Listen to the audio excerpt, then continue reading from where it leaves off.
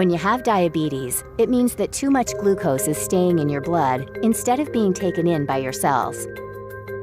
For glucose to enter your cells, a special hormone called insulin must be available, and your cells must be able to use it properly.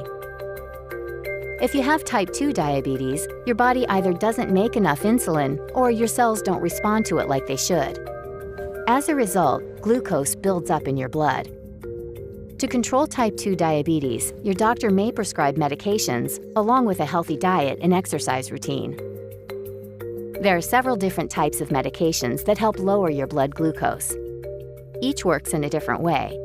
For example, they can increase the release of insulin from your pancreas, reduce your liver's glucose production, convert carbohydrates into sugar more slowly, help your kidneys remove more sugar from your body, or improve how your body uses insulin. Sometimes these medications stop working, or your diabetes progresses. Often, the cause is unknown.